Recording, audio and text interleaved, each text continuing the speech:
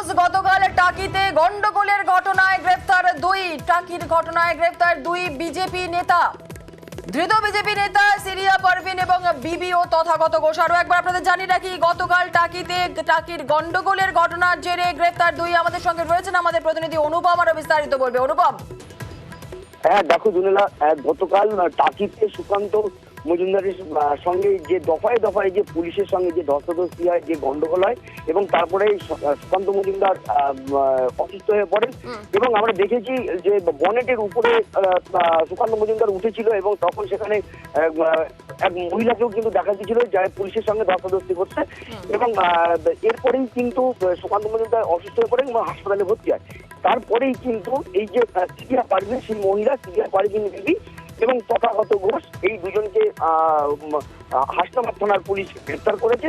তাদের বিরুদ্ধে গতকাল তাকে যেটা অভিযোগ আনা হয়েছে যে পুলিশের সঙ্গে ধস্তাধস্তি, পুলিশের কাজে বাধা, পুলিশকে মারধর, সরকারি সম্পত্তি ভাঙচুর সহ একাধিক অভিযোগে কিন্তু তাদেরকে গ্রেফতার করেছে। এই যে সিরিয়া পারভিন, এ হচ্ছে বসিরহাট বিজেপির বসিরহাটের সাংগঠনিক জেলার জেনারেল সেক্রেটারি। আর যে তথাগত ঘোষ, তিনি হচ্ছে বসিরহাটের সাংগঠনিক জেলার যে সভাপতি তাপস ঘোষ, তার ছেলে। এই দুজনকে গতকাল গ্রেফতার করেছে। আজকে তাদের দুজনকে অনুপম, এই সিরিয়া পারভিন আর তথাগত ঘোষ এরা দুজনেই কালকে সুকান্ত মজুমদারের সঙ্গেই ছিলেন। হ্যাঁ, এরা দুজনেই সুকান্ত মজুমদারের সঙ্গেই ছিলেন এবং এদের বিরুদ্ধে যেটা অভিযোগ যে এরা দুজনেই পুলিশের সঙ্গে ধস্তাধস্তি করেছে এবং পুলিশকে মারধর করেছে, পুলিশের গাড়ি ভাঙচুর করেছে, পুলিশের কাজে বাধা দিয়েছে। এরকম একাধিক অভিযোগ কিন্তু তাদের বিরুদ্ধে, এবং যে কারণেই কিন্তু তাদেরকে গ্রেফতার করেছে হাসনাবাদ থানার পুলিশ। এবং আজকে তাদেরকে বসিরহাট মহকুমা আদালতে তোলা হবে। তবে কদিনের পুলিশি হেফাজতে নেবে না জেলা হেফাজতে নেবে সেটা কিন্তু এখনো কিন্তু পরিষ্কার নয়। বেশ, ধন্যবাদ অনুপম।